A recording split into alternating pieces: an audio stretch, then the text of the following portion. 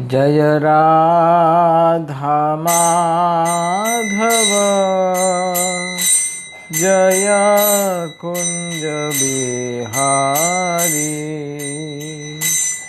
जय राधा माधव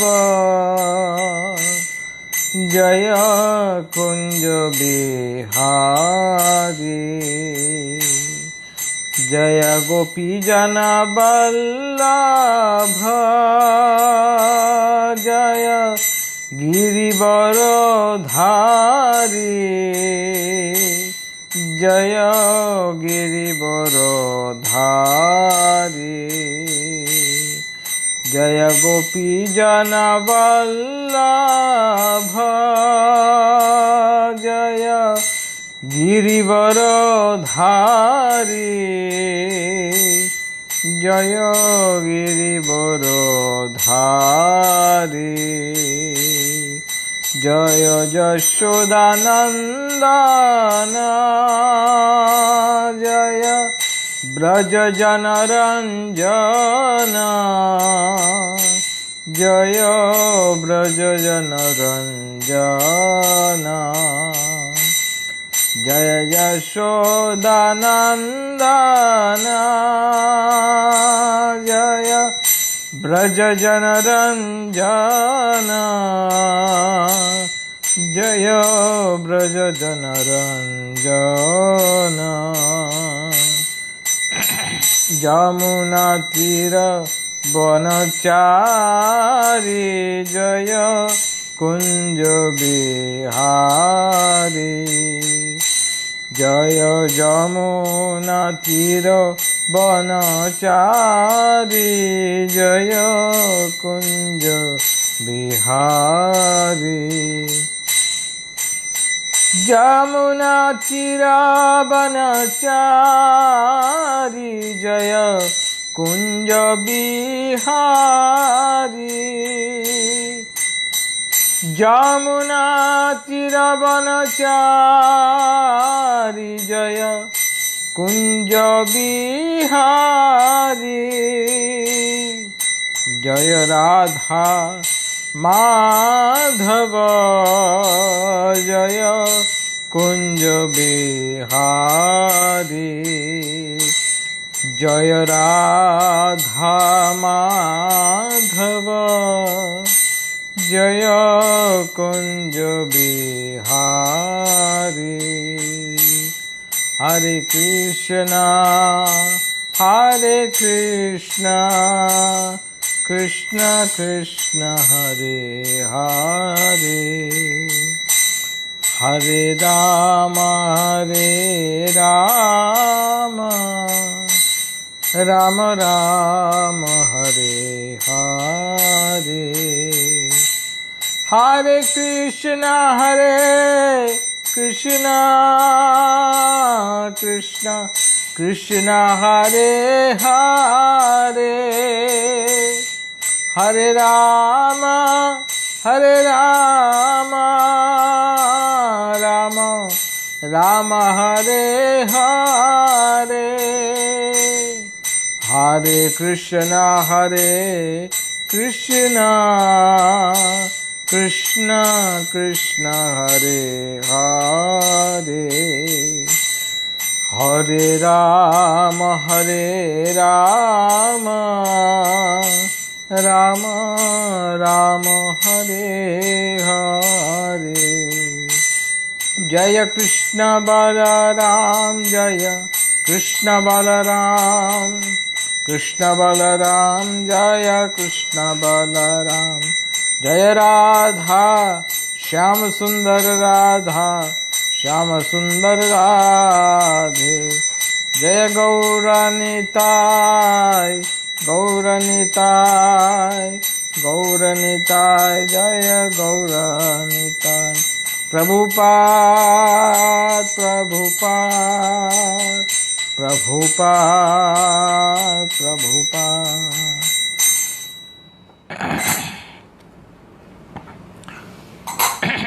हरि नाम संकीर्तन की जाए। श्री श्री कृष्ण बलराम की जय। श्री श्री राधे श्याम सुंदर की जय। श्री श्री गौर निताय की जय। श्री राधा गोविंद देव की जय, श्री श्री पंचतत्व की जय, श्री नृसिंहदेव की जय, श्री कृष्ण जन्माष्टमी महामहोत्सव की जय। गौर प्रेमानंदे हरि।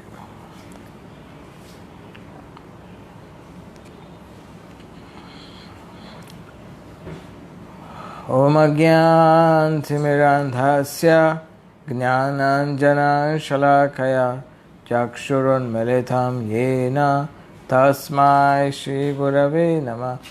श्रीचैतन्यमनोभीष्टं स्थापितं येन भूतले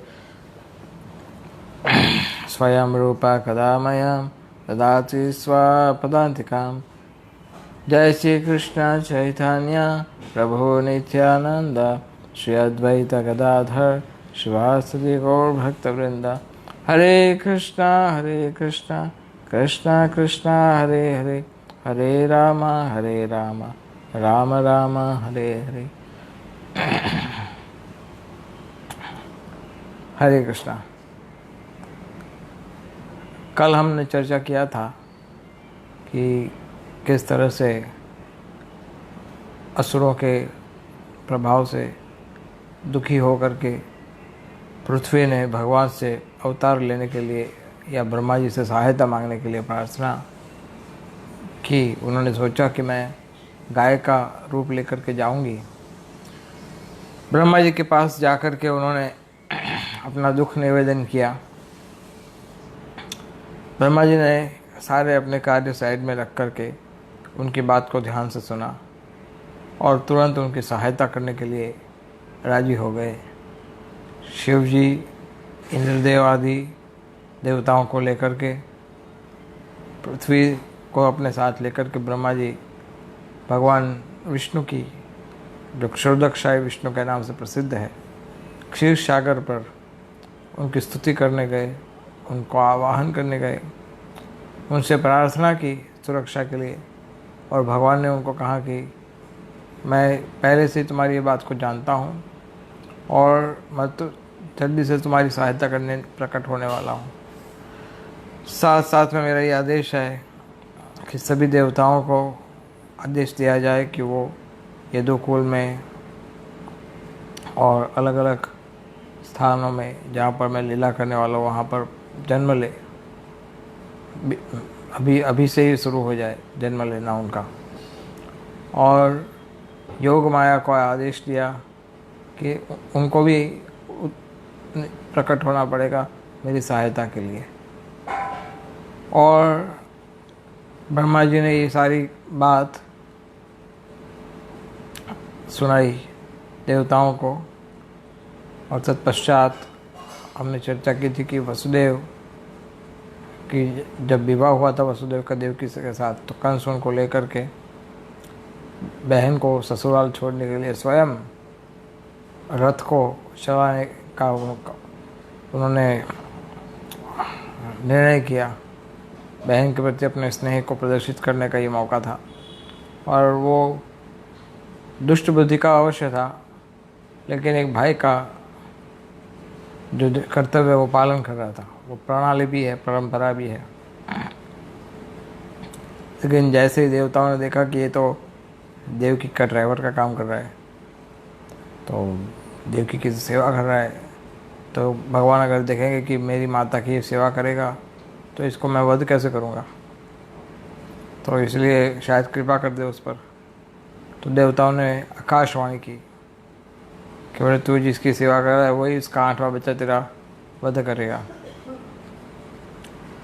तो जब ये देखा तो उन्होंने, कंस ने क्या किया, जिस घोड़े की लगाम उसने लेफ्ट हैंड से पकड़ के रखी थी, उसी लगाम को, लेफ्ट हैंड को छोड़ करके, उसी लगाम को छोड़ करके उसने देवकी के बाल पकड़ लिए। और जिस हाथ से उसने चाबुक पकड़ के रखा था, फिर उसी हाथ से उसने तलवार हाथ धारण कर ली और मारने ही वाला था। तो वसुदेव सोचने लगे कि कितना दुष्ट व्यक्ति है ये। थोड़ी देर पहले तो बड़ा प्यार दिखा रहा था अपनी बहन के प्रति और अचानक से मारने को तैयार हो गया। तो वसुदेव ने सोचा कि ये क्या ठीक समय है उसके साथ लड़ना। और ऐसे भी कंस इतना शक्तिशाली था कि वसुदेव के हाथों पराजित होने वाला नहीं था। और ऐसे भी भगवान ने तो ये आकाशवाणी हो ही गई है कि 8वां बच्चा उसका वध करने वाला है, तो मैं भला क्यों वध करूं इसका। लेकिन देवकी का रक्षा करना ये तो मेरा कर्तव्य है। तो उन्होंने बहुत विनय किया, बहुत रिक्वेस्ट किया, कंस तुम ये क्या कर रहे हो, तुम्हें ये क्या शोभा देता है, अपनी ही बहन का वध करोगे तुम, उसके ही शादी वाले दिन में, जिस दिन उसकी शादी हुई है, इस दिन तो तुम्हें उनको कष्ट नहीं देना चाहिए। और कई ऐसे कारण हैं कि एक स्त्री है, अबला है, उसके हाथ में ना कोई हथियार है, और आज उसके विवाह का दिन है, तुम्हारी बहन है, छोटी बहन है, बहुत सारे कारण बताए। तो और साथ साथ में फिर बताया कि मृत्यु से इतना भयभीत होने की क्या आवश्यकता है, कौन भयभीत होता है मृत्यु से इतना। शरीर तो ऐसे भी नष्ट होने वाला है। जैसे कोई व्यक्ति, एग्जाम्पल के रूप में उन्होंने बताए थे अलग अलग, तो शरीर तो जैसे कोई वस्त्र पुराने बदल के रख देता है, नए से धारण करता है, उस तरह से मनुष्य निरंतर शरीर बदलता रहता है। कर्मणा देव नेत्रणा जंतुरुपपद्यते, भगवद गीता भगवान कहते हैं कर्मणा देव नेत्रणा। जो कर्मणा, हमारे कर्मों के माध्यम से हम हमारा नया शरीर बनाते हैं। जैसे जैसे हम यहाँ पर कर्म करते जाते हैं, वैसे वैसे आपका शरीर कंस्ट्रक्ट होता जाता है कि कौन सा शरीर, कभी कुत्ते का शरीर दिखाता है आपके फ्यूचर का, destined to get this body. कुछ अच्छे कर्म किए तो फिर मनुष्य का, फिर कोई काला, कोई गोरा, कोई कम बुद्धिशाली, कोई ज़्यादा बुद्धिशाली, कोई धनवान, कोई गरीब, कोई पुरुष, कोई स्त्री, कोई रोगी, कोई तंदुरुस्त। ये मनुष्य में कभी कोई कुत्ता, कोई बिल्ली, कोई चूहा। तो ऐसे 84 लाख योनियों में अलग अलग प्रकार के शरीर में से हमारा शरीर हमारे कर्मों के आधार से तय होता है। और हमारे कर्म, हमारे जीवन के दौरान जो हम कर्म करते हैं वो मृत्यु के समय हमें स्मरण आते हैं। इसलिए कहा गया है कि मन को निरंतर भगवान के चरणों में स्थिर रखना चाहिए। उद्देश्य ये है, हो सकता है कि हम आज की अवस्था में मन को निरंतर भगवान के चरणों में स्थिर रखने के लिए समर्थ ना हो, लेकिन उद्देश्य ये है कि करना ये है। तो ऐसा शास्त्र कहते हैं कि अभ्यास एक ऐसी वस्तु होती है जो आप कुछ भी नहीं जानते, लेकिन अभ्यास के द्वारा या प्रैक्टिस के द्वारा, ऐसा कहावत भी है, प्रैक्टिस मेक्स मैन परफेक्ट। अभ्यास करने वाला व्यक्ति दक्ष बन जाता है। तो इस तरह से हर एक चीज़ में जैसे आप प्रैक्टिस करते हो आप कुशल बनते जाते हो, उस तरह से भगवान में मन को शुरुआत करो। 5 मिनट 10 मिनट निरंतर उनके विषय में जब आप प्रयास करते हो, आप प्रैक्टिस करने का, अभ्यास करने का, तो धीरे धीरे धीरे धीरे धीरे एक समय ऐसा आता है कि आप परफेक्ट बन जाते हो, कुशल बन जाते हो। और इस सारी घटना में सबसे बड़ी सहायता ये होती है कि जो व्यक्ति प्रयास करता है भगवान को चिंतन करने के लिए, उसकी सहायता भगवान करते हैं। अब जब भगवान खुद सहायता करेंगे तो फिर आपकी सफलता में तो कोई विघ्न है ही नहीं। तो इसलिए प्रयास करना चाहिए भगवान का चिंतन करने के लिए। हम कहेंगे कि प्रभु हम कैसे चाहिए प्रयास करें, क्या करें। कलयुग में भगवान के दिव्य नामों का उच्चारण, हरे कृष्ण मंत्र का उच्चारण, रोज 1 माला 2 माला 4 माला, आप जितना भी कर सको। भगवद गीता को पढ़ना खोल करके, और नहीं प्रभु बोर हो जाता मैं पढ़ने, नींद आ जाती। आप प्रयास कीजिए जितना हो सके उतना। रुचि नहीं है इसलिए नींद आती है, लेकिन प्रयास कीजिए। फिर जो लोग भगवान के शरणागत है, जो भक्त है, उनके साथ अधिक समय व्यतीत कीजिए, उनके साथ अधिक संपर्क बनाए, उनके साथ चर्चा करें भगवान के विषय में, और इस तरह से धीरे धीरे धीरे मन जो है वो वश में आना शुरू हो जाएगा। मन जब भगवान के चिंतन करता करता शरीर त्याग करेगा जब अंत समय में, तो हमारी गति जो है वो शुद्ध होगी। वसुदेव ने ये सब कंस को नहीं बताया था। वसुदेव ने तो कंस को यही बताया कि शरीर त्याग करने पर दूसरा शरीर हमेशा प्राप्त होता है, इसलिए इतना सब डरना तुम्हारे जैसे वीर पुरुष को शोभा नहीं देता। और ऐसे भी ये तुम्हारी बहन जो है वो निर्दोष है, उसका कोई दोष भी नहीं है। वसुदेव सोच रहे, जैसे हमने कल बताया था, वसुदेव ने अलग अलग तरीके अपनाए। बाद में वसुदेव ने सोचा, इतना सब समझाया इसको, डिप्लोमेटिक बिहेवियर किया, लेकिन ये आदमी विचित्र है। तो उन्होंने दृढ़ निश्चय कर दिया। उन्होंने मन में सोचा कि मेरा एक नाम है आनक दुंदुबी। आनक दुंदुबी का अर्थ होता है कि कुछ भी अशुभ मेरे रास्ते में नहीं आ सकता। तो मैं, हो सकता है कि एक प्लान काम नहीं करेगा तो मैं दूसरा प्लान ट्राई करता हूँ। तो वो सोचने लगे, ये इतना सब अच्छा उपदेश दिया वसुदेव ने, लेकिन कंस के दिमाग में कुछ नहीं समझा। इसका अर्थ ये होता है कि समझाने वाला कितना भी अच्छा हो, अगर समझने वाला जो है वो रिसेप्टिव नहीं है और सुनने के लिए तैयार नहीं है, तो आप कुछ भी समझाओगे उसका कोई फ़र्क नहीं पड़ता।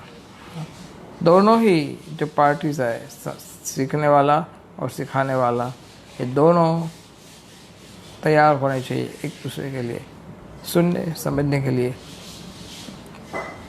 जैसे संजय ने धृतराष्ट्र को भी कहा, लेकिन धृतराष्ट्र नहीं समझ पाया था। तो ये स्वाभाविक है। और कंस का सबसे बड़ी समस्या क्या थी कि वो कैसे लोगों की संगति रखता था। मनुष्य को खा जाए ऐसे राक्षस उसके मित्र थे। आपको लगे राक्षस, कुछ राक्षस असुर वो उसके विशेष मित्र थे, उसमें कई सारे नाम आएंगे अगले अध्याय में। और बड़ा क्रूर किस्म का आदमी था, बहुत क्रूर था वो। और पिछले जन्म में तो कालनेमी था, कालनेमी नाम का असुर था। तो ये सोच रहे थे वसुदेव कि क्या किया जाए, कोई अदर प्लान, कोई नया करना चाहिए प्लान। तो उन्होंने सोचा कि मृत्यु को कैसे भी करके टालना चाहिए, और उसके लिए अगर थोड़ा बहुत डिप्लोमेटिक बिहेवियर करना पड़े तो उसमें कोई नुकसान नहीं है, उसमें कोई अपराध नहीं है। बुद्धि का प्रयोग करना चाहिए मृत्यु को रोकने के लिए, और ख़ास करके देवकी की सुरक्षा, कंस के हाथों से उसको बचाना, इसके लिए मुझे बुद्धि का प्रयोग करना चाहिए। अब विशेष करके वसुदेव जी नया कोई प्रपोज़ल लाना चाहते हैं, सोच रहे हैं कि क्या किया जाए इसको समझाने के लिए। तो अभी वो मन में सोचने लगे वसुदेव, क्या करूं इसका, किस तरह से। फिर उन्होंने सोचा कि इनको कोई लोभ, कोई लाभ, जैसे हमने पिछले बार सुना था कि साम दाम दंड। दाम का अर्थ होता है कि कुछ प्रलोभन देना, ताकि इमिनेंट डेंजर से रुक जाए। अगर कोई आपके सौदे की बात, आपके पते की बात, आपके लाभ की बात अगर मैं आपको बताता हूँ, तो तुम वो चीज़ को छोड़ दो, अर्थात तुम देवकी को मारना छोड़ दो। मैं तुम्हें इससे अच्छा एक अवसर देता हूँ, मेरे पास और एक प्रपोज़ल भी है। अच्छा, तो क्या प्रपोज़ल है? वो मन में सोच रहे हैं कि मैं मेरे सारे पुत्र को कंस को दे दूं, तो हो सकता है कि तुरंत मैटर ख़त्म हो जाए। 8वां पुत्र रक्षा, तुम्हारी मृत्यु करेगा ना, तो सारे पुत्र ही मैं तुम्हें देता हूँ। पहले सोचा 8वां पुत्र दे दूँ, बाद में सोचा कि सारे के सारे ही दे देता हूँ तो संतोष हो जाएगा। लेकिन हो सकता है कि मन में शंका है कि क्या वसुदेव जैसा, क्या उसको पिता के प्रति कोई, पिता का अपने बच्चे के प्रति कोई मोह नहीं है क्या, कि कोई अपने बच्चे को ऐसे मार डालेगा। तो वासुदेव ऐसे मन में सोच रहे थे कि क्या किया जाए। हो सकता है कि मैं अपने सारे बच्चे इसको दे दूं और ये जिंदा रहे और वो सबको मार डाले, मेरे पास तो कोई बच्चेगा नहीं बाद में।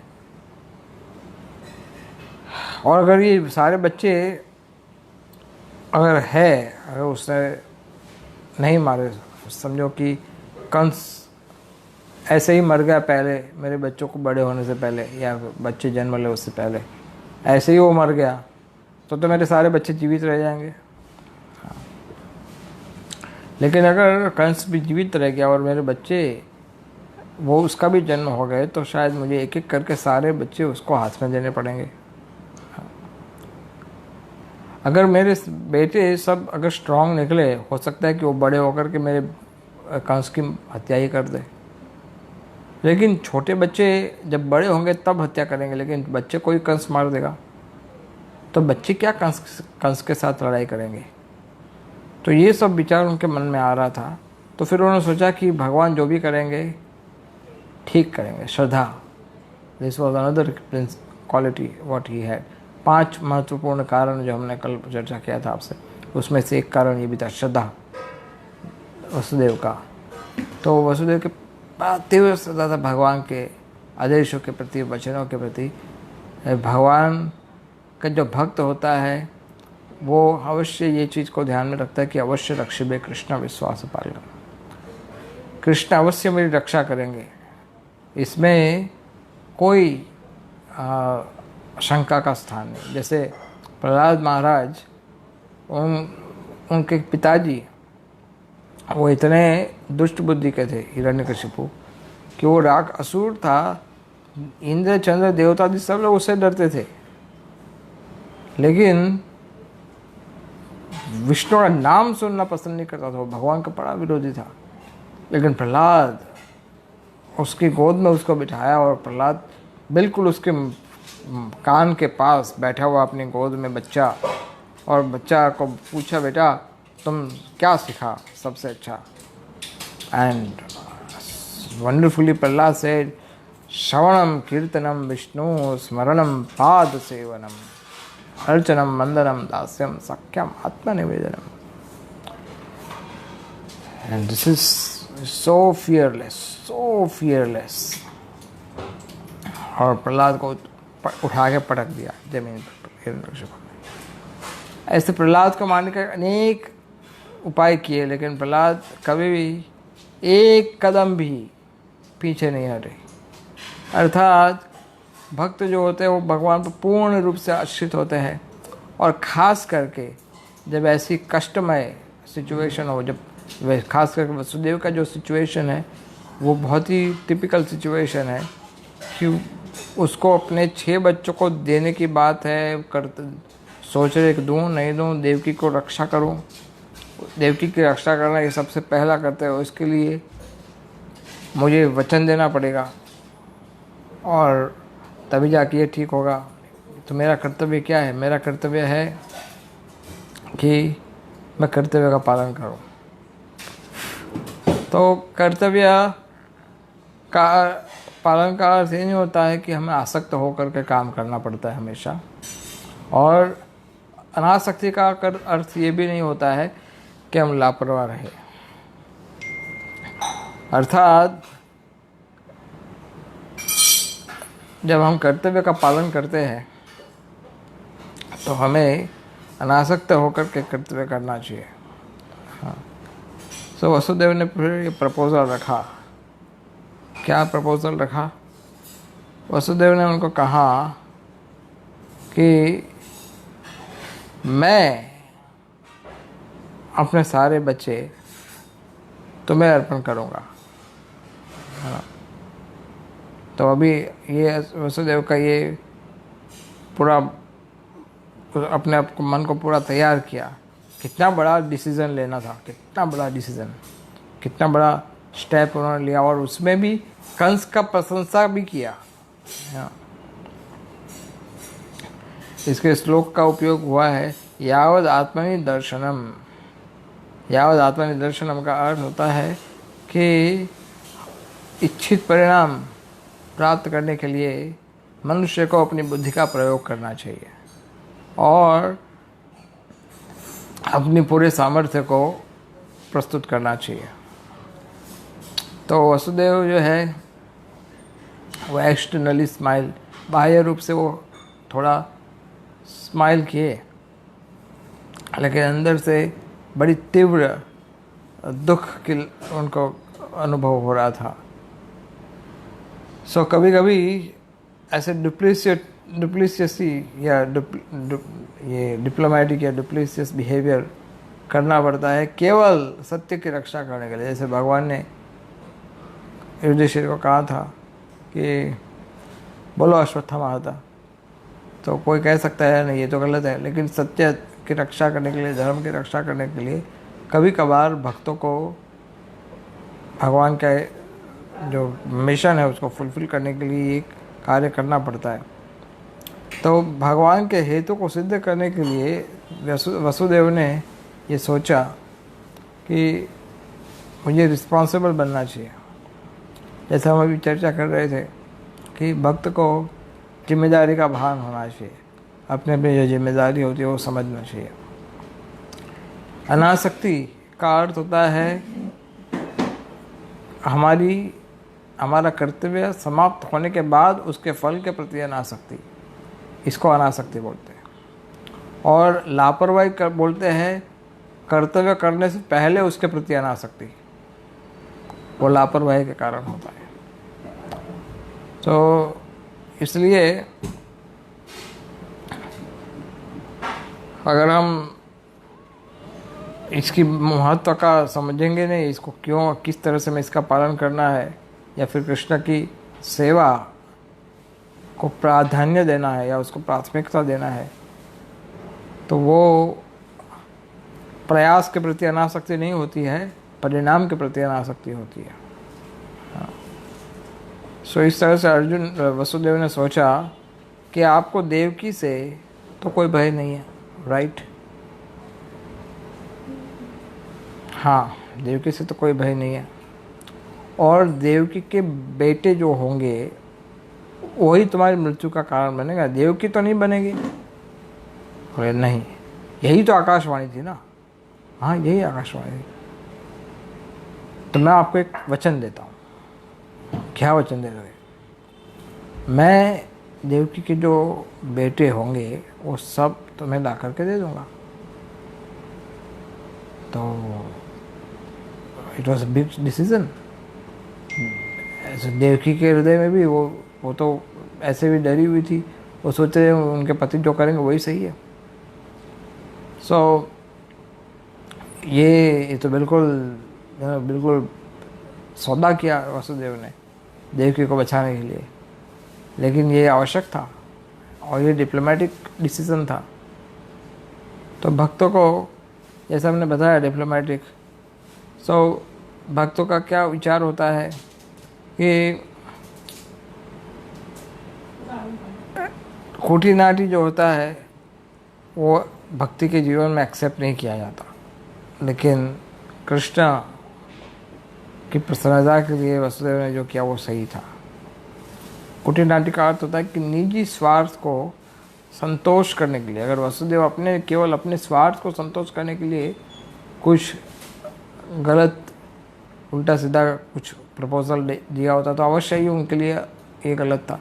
लेकिन वसुदेव जैसा महात्मा जो स्वयं भगवान का पिता बनने के लिए क्वालिफाइड है, वो व्यक्ति ऐसी कोई गलती नहीं करता।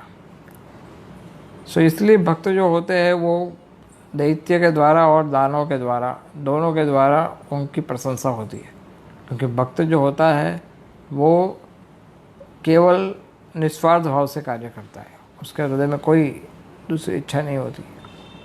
और ये प्रपोजल जैसे कंस ने सुना, कंस कहा वचन देते हो, सही सब बच्चे अपने दे दोगे? हाँ, मैं दे दूँगा सब बच्चे। ठीक है, देवकी को छोड़ दिया। वसुदेव ने सोचा हाँ इमिनेंट डेंजर तो गया, अब 8 साल में 8 बच्चे होंगे, हर साल में एक एक बच्चा वसुदेव को देना है, देव कंस को। तो पहले साल में बच्चा हुआ और वो कंस के पास लेकर के वसुदेव को जाना था। इसके विषय में हमारे आचार्यगण कहते हैं कि देवकी के विषय में श्रीमद् भागवतम कहता है कि सभी देवताओं का वो आश्रय स्थान है, क्योंकि भगवान की माता वो है, इसलिए सभी देवताओं का आश्रय स्थान है। इसलिए पहला जो बेटा देवकी का हुआ, ऐसा प्रथा है कि पहला जो बेटा होता है उसका नामकरण उसी दिन करना चाहिए। तो पहले बेटे का नामकरण भी कर दिया जन्म के साथ, उसका नाम रखा कीर्तिमान। और ये जो 6 बच्चे, जिसका आप जानते हो कि एक के बाद एक कंस जिसकी हत्या करने वाला है, तो ये 6 बच्चे जो कृष्ण देवकी के जो हुए थे, वो शास्त्र के आधार से ये प्राप्त होता है कि वो मरीचि के 6 पुत्र थे। मरीचि के पुत्र, मरीचि जो मन से जन्म लेता है ब्रह्मा जी के, तो उनके 6 पुत्र थे और उनको शाप मिला था। तो ये उनका तीसरा जन्म था और इसमें से उनको मुक्ति मिलने वाली, तुरंत जन्म लेके मरना है, बस गिरने का शाप मिला था उनको। मरीचि का पहला बच्चा जब देने आए तो स्वयं देवता ही देने आए, उनके गर्भ में अंदर रख के गए। वसुदेव ने क्या सोचा कि मैं अपना पहला बच्चा मैं देने जाऊं, ये तो कितने दुख की बात है, अपने ही बच्चे को मारने के लिए। This is so dangerous, so painful. Actually it's painful. You are, जैसे बच्चा जन्म लिया आप अपने मृत्यु के सामने उसको मृत्यु के लिए सौंप रहे हो। और मैं खुद जाऊंगा अपने बच्चे को लेकर के। बड़ा पेन था उनके हृदय में, लेकिन उन्होंने अपने पेन को छिपा लिया। फिर उन्होंने सोचा कि जो साधारण लोग होते हैं उनकी तुलना में जो भक्त होते हैं उसका तो अलग व्यवहार होता है। क्या व्यवहार? कि उसको कष्ट में, दुख में, सुख में समान रहना चाहिए। यहाँ पर श्लोक का उपयोग हुआ है अनर्थद अति विह्वला। कहा गया है कि अगर कोई कैसा भी नीच से नीच व्यक्ति हो, वो भी अपने बच्चे का वध नहीं करता है, अपने बच्चे की हत्या नहीं करता है। तो क्या बच्चे को बचाना, बच्चे के प्रति स्नेह होना, ये स्वाभाविक नहीं था वसुदेव के प्रति? लेकिन अगर वो बच्चा नहीं देते हो कंस को, तो वो झूठे, असत्य बोलने वाले साबित होंगे, वचन पालन नहीं करने वाले। तो वसुदेव चक्र ठाकुर इसके विषय में कहते आगे कि पहले तो वसुदेव ने ऐसा भी एक बार सोचा था कि क्या करूं, मैं गृहस्थ जीवन छोड़ कर संन्यास ले लूं। ऐसा भी विचार एक बार आया था उनके मन में। फिर सोचा कि किसी बच्चे को जन्म नहीं देता हूं, जन्म बच्चा होगा तो ये मारेगा ना, बच्चा ही नहीं होगा तो मारेगा कैसे? तो ऐसे कई सारे विचार वसुदेव के मन में आते थे।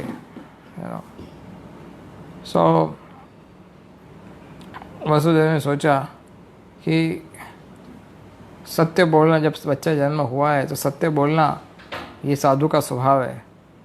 तो और बच्चों को, एक पिता को अपने बच्चे की मृत्यु उसके आंखों के सामने होना, ये साधु का स्वभाव नहीं है।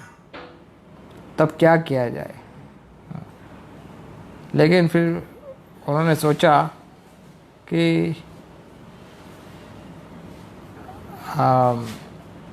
साधु जो होता है वो सहनशील भी होना चाहिए, तो क्या साधु सहनशील नहीं हो सकता है? तो मुझे सहन करना चाहिए। बाद में वसुदेव सोचने लगे कि कंस ने तो नहीं बोला था कि बच्चे लेके आओ मेरे पास और मैं एक एक करके मैं मारूंगा, ये तो मैं ही था जाकर के वो बच्चों को देने का ऑफर दिया था। सो इस तरह से वसुदेव ने एक ही श्लोक में इतने सारे विचारों को प्रस्तुत किया था। श्रीमद् भागवतम में ये श्लोक आता है। हाँ। फिर क्या वसुदेव ने कहा कि जो ज्ञानवान व्यक्ति होता है, जो भक्ति वाला या अनासक्त होता है, उससे संसारी व्यक्तियों के प्रति मोह से बंध जाना ये शोभा नहीं देता। और हो सकता है कि शायद कंस को भी दया आ जाए, कंस शायद ना मारे। मैं तो ऐसे ही इतना सब सोच रहा हूँ, कंस के पास जाऊँगा शायद ना भी मारे, ये भी तो हो सकता है ना। और ये भी हो सकता है कि अगर मार भी दे, और आकाशवाणी तो ऐसी हुई थी कि 8वां बच्चा कंस का वध करेगा, अगर आकाशवाणी तो गलत नहीं हो सकती। और वसुदेव ने सोचा कि अगर भगवान स्वयं मेरे पुत्र के रूप में प्रकट होने वाले हैं, अगर ये बात है आगे, तो इसका सीधा तात्पर्य यह निकलता है कि मुझे अपने वचन का पालन करना चाहिए, और भगवान के अतिरिक्त और जो भी मेरे पुत्र है उसको, उसके प्रति जो ममता है, जो वात्सल्य है, उसका त्याग करना पड़ेगा। केवल कृष्ण के अतिरिक्त और किसी को मैं प्रेम नहीं दे सकता। ऐसे भी भगवान कहते हैं कि अनन्य भाव से मेरी सेवा करो। और देयर इज ऑल्सो कहावत है अंग्रेजी में, नो पेन नो गेन। अगर आप कोई बड़ी चीज़ प्राप्त करना चाहते हो तो आपको उसकी कीमत भी चुकानी पड़ती है। तो वसुदेव के लिए बहुत बड़ी कीमत थी अपने 6 बच्चों को अपने ही आंखों के सामने मरते हुए देखना, और वो भी खुद से देना कि जाओ मारो ये मेरे बेटे को, लो मारो मेरे बेटे को, ऐसे। तो this was a big pain. और इतना ही नहीं, आगे आप देखेंगे क्या क्या कष्ट उनको सहना पड़ा। क्यों? केवल एक उद्देश्य की प्राप्ति के लिए। क्या?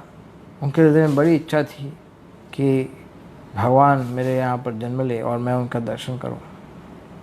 तो फिर उन्होंने ये निर्णय किया कि अगर भगवान को दर्शन करना है तो मुझे सहन करना पड़ेगा, मुझे कष्ट झेलना पड़ेगा, मुझे परिश्रम करना पड़ेगा, मुझे सब प्रकार के दुखों का सामना भी करना पड़ेगा, और सब प्रकार का जो मेरा वात्सल्य है वो केवल और केवल कृष्ण के ऊपर स्थिर करना पड़ेगा।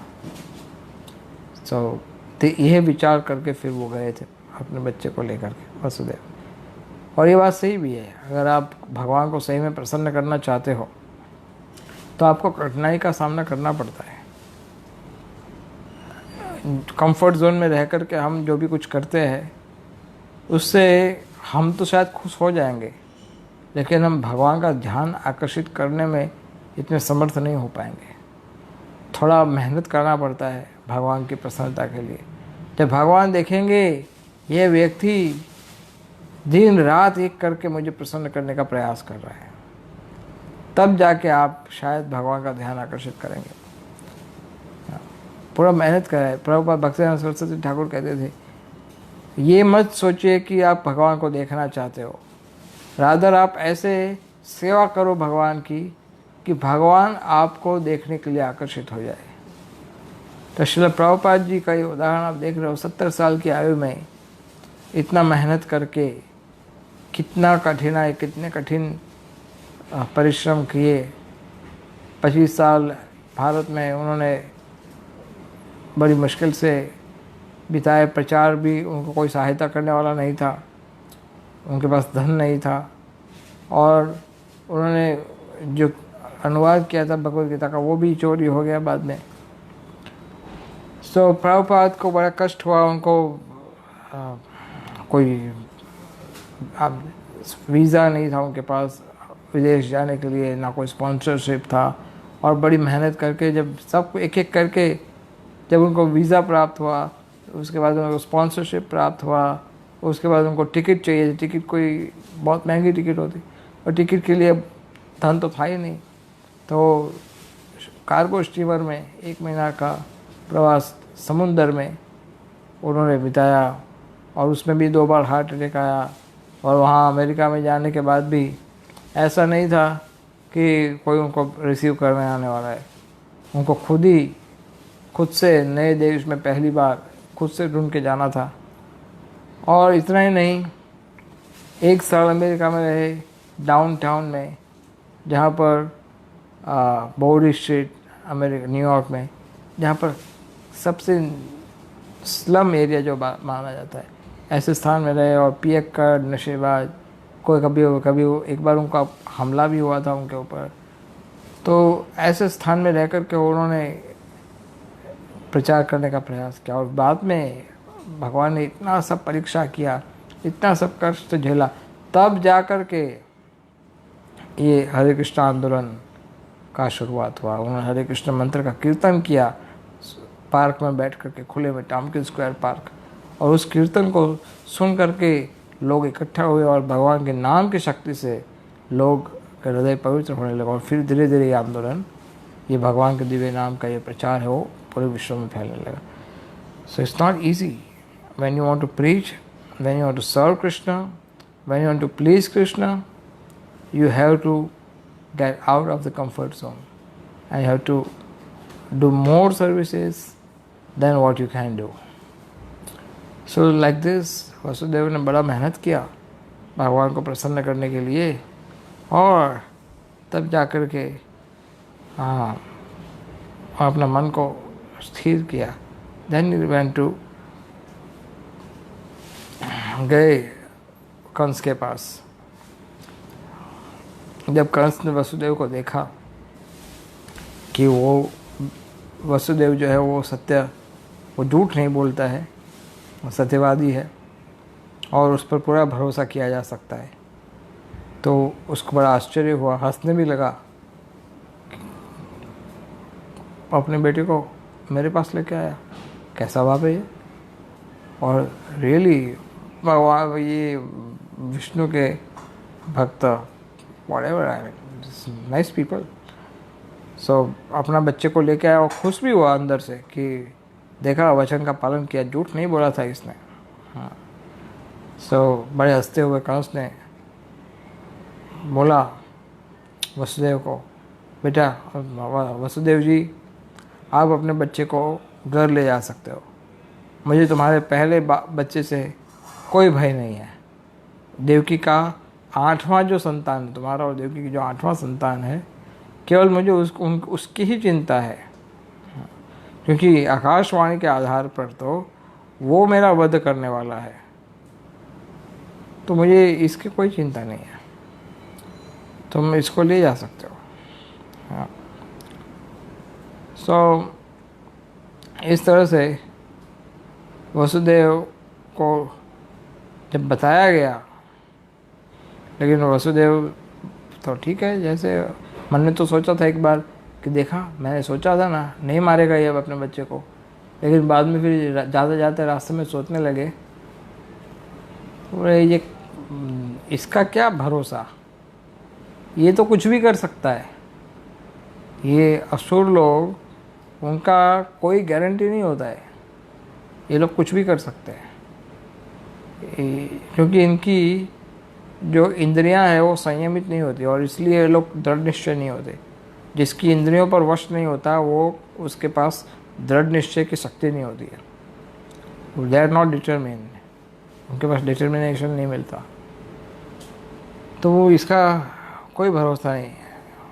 और ऐसे भी चाणक्य पंडित कहते हैं कि विश्वासम नैव कर्तव्यम कर स्त्रीषु राजकुलेषु च, स्त्री और राजकुलेशु, राजा के ऊपर और स्त्री के ऊपर कभी विश्वास नहीं करना चाहिए, ऐसे चाणक्य पंडित कहते हैं। वो इसका क्या भरोसा, ये कुछ भी कर सकता है। तो जब वो जा रहे थे अपने बच्चे को वापस लेकर के, तब नारद मुनि देखा ये सब क्या हो रहा है, नारद मुनि, देवता लोग भी सोचे ये सब क्या हो रहा है, ये 6 बच्चों को, ये तो एक को वापस भेज दिया, वो ऐसे तो होगा नहीं काम। तो कृष्ण कब जन्म लेंगे, जो कृष्ण को जन्म लेना है, 7वां बच्चा बलराम जी आएगा, ऐसा भी बोला है भगवान ने। तो नारद मुनि ने सोचा कि मुझे ही जाकर कुछ करना पड़ेगा। तो सीधे पहुंच गए नारद मुनि कंस के महल में, और जाकर के सीधा कंस को कहा कि आइए आइए नारद जी, स्वागत है आपका, बैठिए। तो नारद जी वहाँ पर जाकर के कंस को भारत का अर्थ था जो रजोगुण में स्थिर होता हो, एक अर्थ ये भी है। सो उन्होंने कहा कि अरे भाई, मैं तो ऐसे ही कुछ समाचार सुनाने तुम्हारे पास आया था। अच्छा, क्या समाचार है? मैं भी गुजर रहा था स्वर्ग में से कहीं, तो मुझे किसी ने बताया कि मीटिंग चल रही है। तो मैं फिर पास में पहुंच गया सुनने के लिए, भाई क्या बातचीत हो रही है, चर्चा क्या हो रही है, आपस में कोई इष्टकोष्ठी हो रही है, कुछ मीटिंग हो रही है, कोई निष्कर्ष निकलेगा, क्या बात हो रहा है। मैं ऐसे ही वहाँ पर जाके देखा, सारे देवता लोग आपस में मीटिंग कर रहे थे। अच्छा, फिर? और मीटिंग करके उन लोगों ने कहा कि भगवान विष्णु प्रकट होने वाले हैं पृथ्वी के ऊपर, और तुम्हारा वध करने का प्लान बना कर क्या आए हैं विष्णु, तो तुम्हें मारने का प्लान बनाया है, तुम्हारा वध करेंगे। हाँ, वो तो मुझे पता है, आकाश में आकाशवाणी भी हुई है। लेकिन ये देवता लोग एक एक प्रपोजल, सबने अपने अलग अलग प्रपोजल दिए, लेकिन कंक्लूजन में जो आया वही बता देता हूँ मैं तो आपको। क्या निष्कर्ष निकला? निष्कर्ष ये निकला कि सारे देवता एक षड्यंत्र बनाएंगे तुम्हारे सामने, तुम्हारा वध करने के लिए, और विष्णु की सहायता करने के लिए सबके सब देवता यहाँ पर यदुकुल में, वृष्णि में जन्म लेने वाले।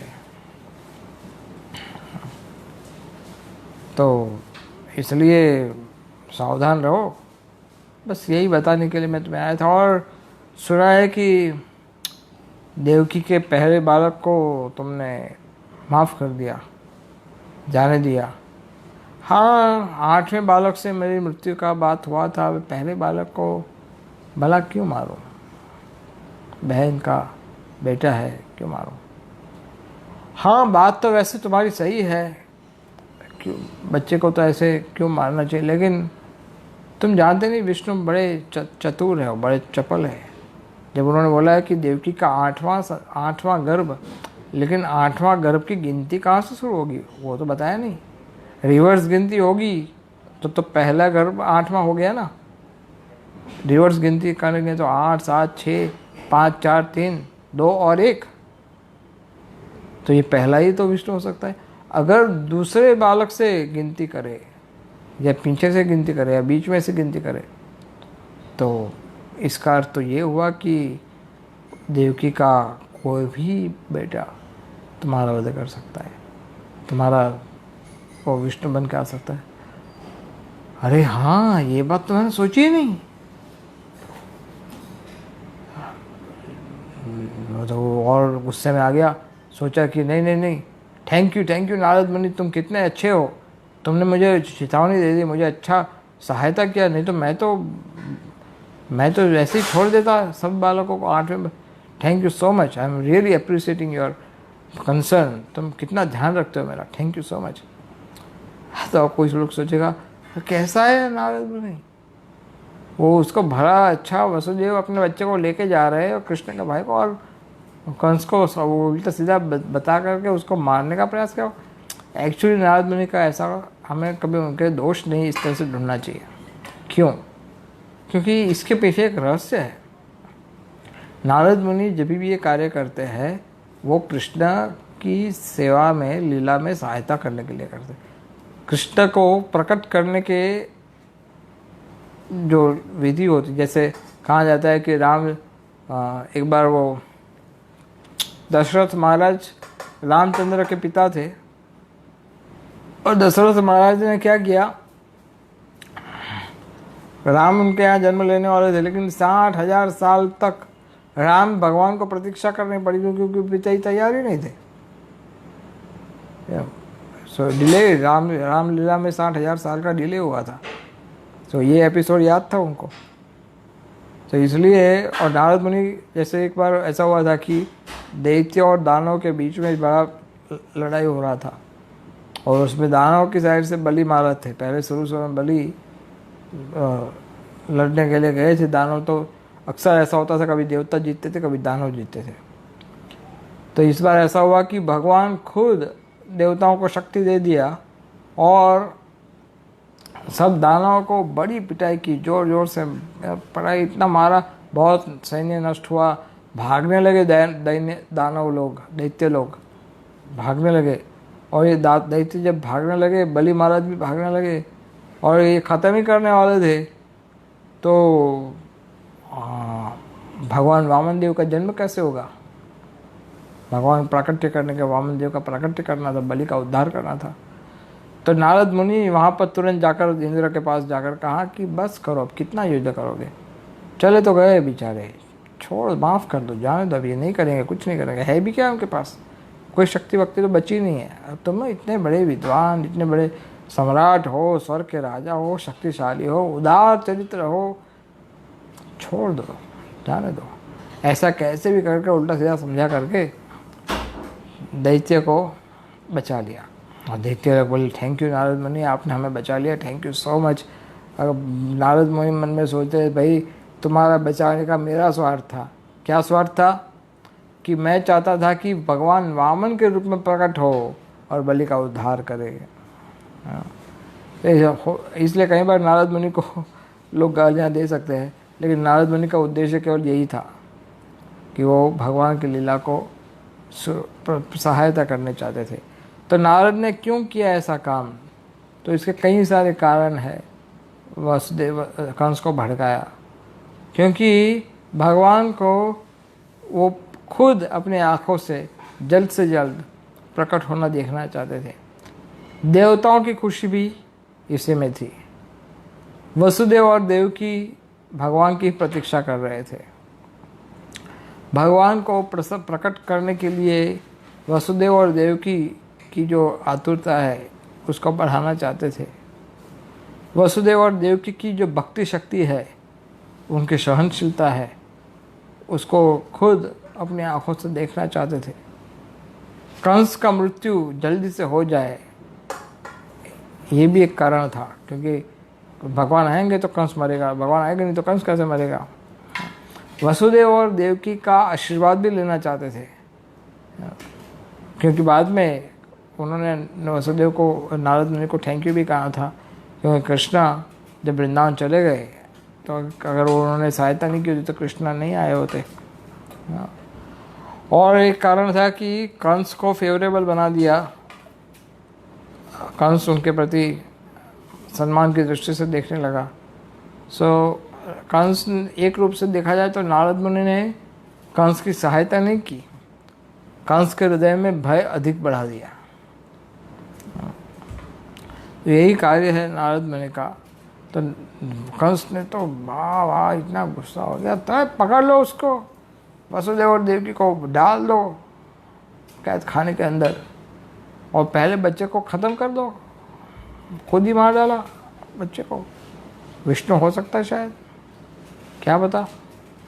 और बच्चे सबको, अरे इनको वसुदेव देवकी को, उधर उग्रसेन को भी पकड़ लिया, डाल दो उसको कैद खाने के अंदर। उग्रसेन को भी कैद खाना। अरे भाई तुम्हारा बाप है, अरे बाप है तो क्या हो गया।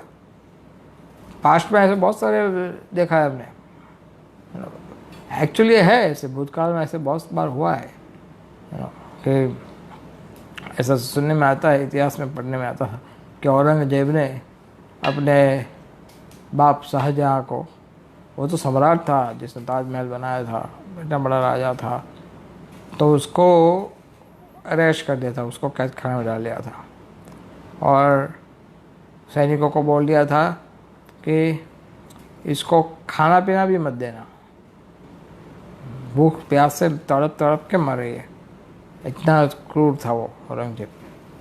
तो एक बार वो उसके बाप के पास मिलने गया था औरंगजेब। जा कर के कहा अपने बाप को, क्यों, सब ठीक ठाक है, सब सही चल रहा है, खाने पीने का सब सुविधा है ना तुम्हारे पास?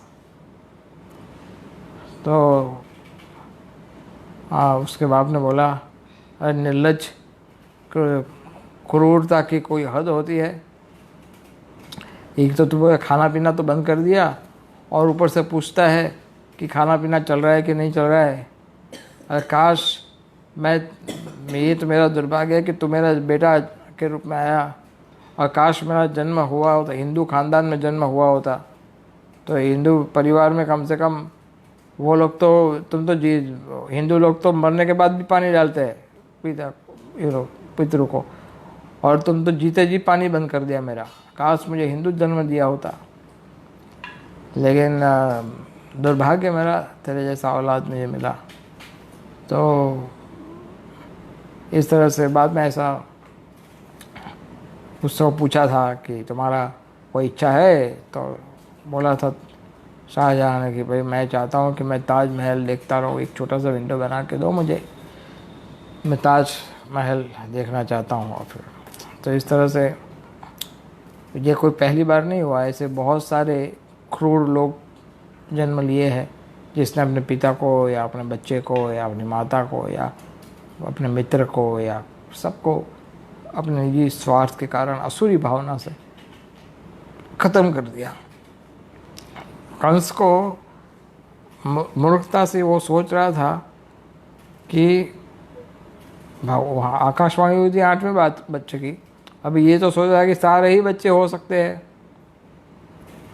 तो इस तरह से कंस जो है उसने अपना शुरू किया सब प्रकार की, उसने सेना को इकट्ठा करना शुरू किया, और जो भी बड़े बड़े जो राजा वहाँ खास करके जरासंध और अलग अलग प्रकार के असुर, और इस प्रकार से सबको इकट्ठा करना शुरू किया।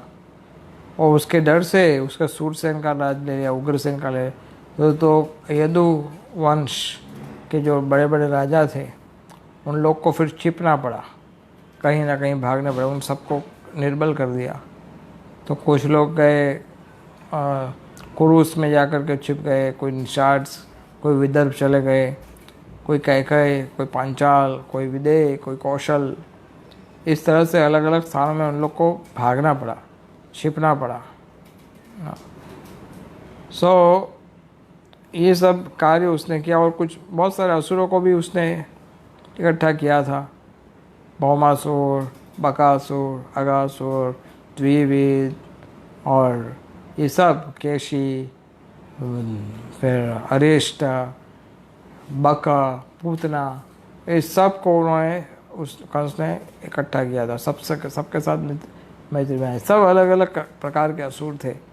पूतना थी, वो बच्चों को खा जाती थी और मार डालती थी। ये फिर ये केशी जो था वो घोड़े के रूप में रहता था, अगासुर था वो सांप के रूप में रहता था, फिर अरिष्ट था वो बैल के रूप में रहता था।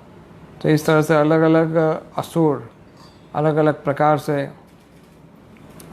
रहते थे, और इन सब के साथ बड़े मायावी थे ये सब लोग, और सबके साथ चाणूर, मुष्टिक, फिर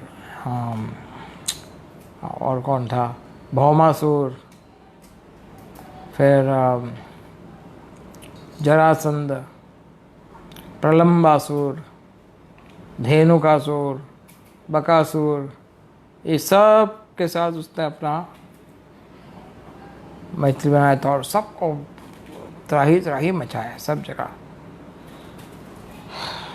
और उसके बाद जाकर के एक्चुअली भगवान ने फिर ये तो यहाँ से ये हो रहा था, और भगवान ने एक के बाद एक मरीज के पुत्र वहाँ पर जन्म लेने वाले थे।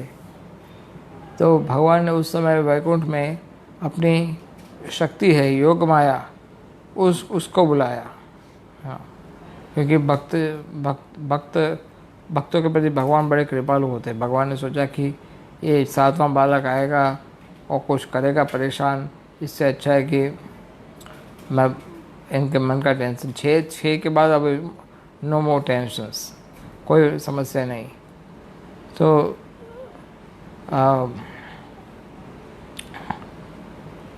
भगवान ने योग माया को बताया, योग माया को बुलाया अपने पास। और योग माया जो है भगवान की जो 9 प्रमुख जो शक्तियाँ हैं उसमें से योग माया जो है वो 5वीं शक्ति है। हाँ, हमारे आचार्य लोग कहते हैं कि भगवान की जो 9 प्रमुख आध्यात्मिक शक्तियाँ हैं वो है विमला, उत्कर्षिणी, ज्ञाना, क्रिया, योग माया, प्रभावी, सत्या, ईशाना, अनुग्रह। तो ये भगवान की 9 मुख्य शक्तियाँ हैं जो भगवान के जो दिव्य कार्य है वो संपन्न करते हैं अलग अलग रूप से। तो भगवान ने योग माया को ये आदेश दिया, क्या आदेश दिया कि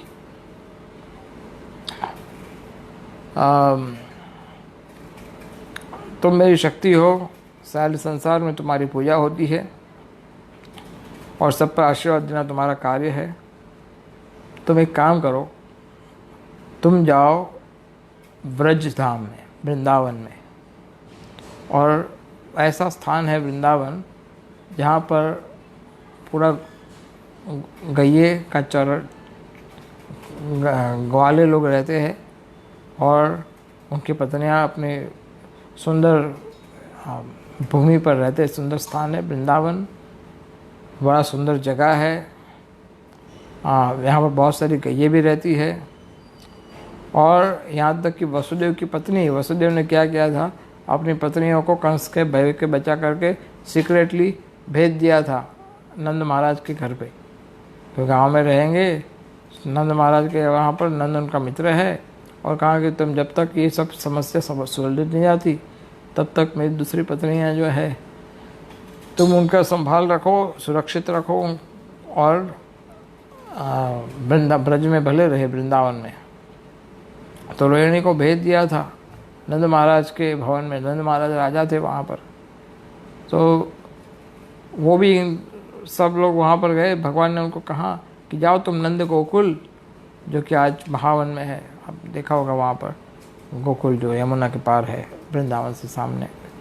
तो वहाँ पर जाओ और वहाँ पर देवकी के गर्भ में मेरा अंश संकर्षण, मेरा अनंत शेष जो अंश है वो गर्भ में स्थापित होने वाला है। उस बच्चे को तुम किसी को बताए बिना, किसी को पता पड़े उसके बिना से रोहिणी के गर्भ में ट्रांसफ़र कर दो। और देवकी जो है वो बड़ी भयभीत है अपने बच्चों के कारण, क्योंकि बच्चे को एक एक करके मार रहे हैं। हमारे आचार्य लोग कहते हैं कि ये जो 6 बच्चे मरे थे वो मरीचि के पुत्र हैं। और एक रूप से देखा जाए तो देवकी जो है वो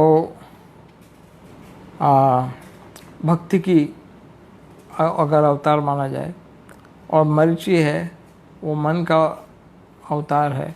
मरीचि के जो बच्चे हैं वो भक्ति के मार्ग में जो अनर्थ होते हैं, काम, क्रोध, लोभ, मोह, मद, मत्सर्य आदि अनर्थ। और कंस जो है ये संसार का भय है। भक्तों को चाहिए कि अगर वो भगवान की कृपा प्राप्त करना चाहते हैं तो इस भौतिक संसार से भयभीत होना चाहिए। किस तरह से कि इस संसार में मुझे नहीं रहना है, मैं भगवान के चरणों में ही रहना चाहता हूँ। इसलिए हे कृष्ण, मैं आपसे रो रो कर ये विनती करता हूँ कि कृपा करके मुझे आपके चरणों में स्थान दीजिए। मुझे ये इस संसार रूपी भयानक सिचुएशन में मुझे बाहर निकालिए। तो कंस का भय जो होगा उसके कारण अनर्थ जो है वो नष्ट हो जाएंगे, अर्थात 6 बच्चे मर जाएंगे। तो कंस ने 6 बच्चों को मारा था। यही भय, यही हमारे अनर्थ को नष्ट करेगा। जब हम भक्ति का आचरण करते, साधन का भक्ति का आचरण करते हैं, तो साधन भक्ति के आचरण में हमारे शत्रु है, काम, क्रोध, लोभ, मोह, मद, मत्सर्य, ये हमारे शत्रु है। लेकिन हमें इससे बचना है।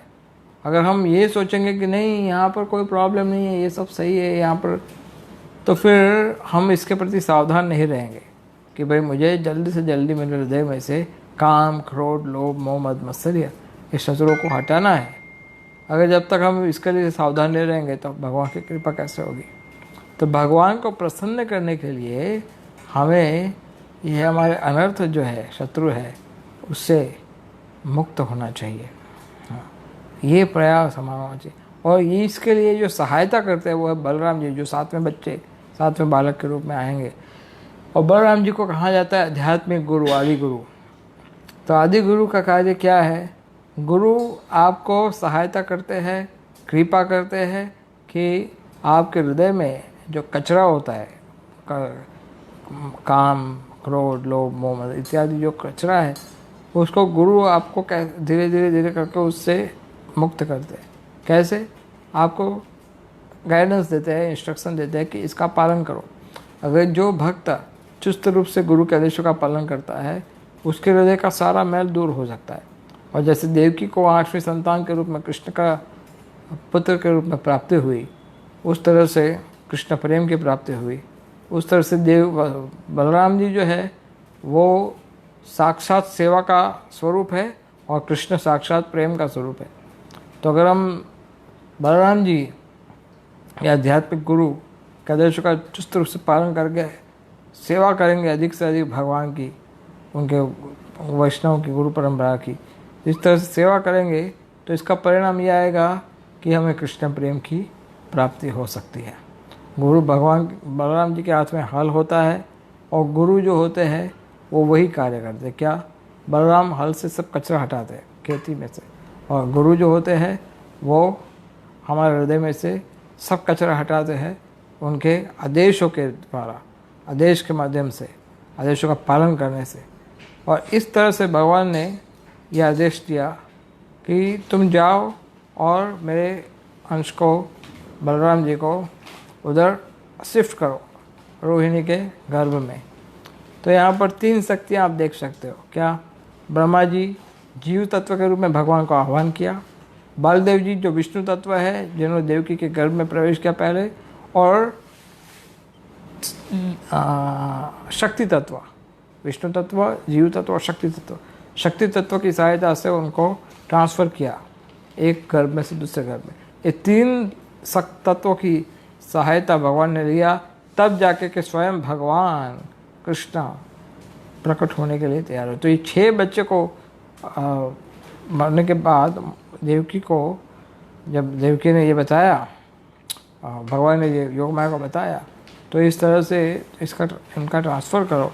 तो देन इन दैट वे भगवान ने कृष्ण योग माया को एम्पावर किया। बाकी किसकी शक्ति है अनंत शेष को उठा करके इस साइड से उस साइड में ले जाए, जो सारे ब्रह्मांड को अपने फना पे, अपने सिर पर धारण करने वाले। लेकिन भगवान ने योग माया को ये शक्ति दिया कि तुम लेके जाओ, और हाँ, तुम यशोदा की बेटी के रूप में जन्म लोगी, लेकिन तुम्हें उनका वात्सल्य नहीं मिलेगा, तुम केवल जन्म लोगी। और तुम भी, क्योंकि तुम यशोदा के यहाँ जन्म लोगी, इसलिए तुम यशोदा अर्थात यश की प्राप्ति करोगी और आनंद की प्राप्ति करोगी।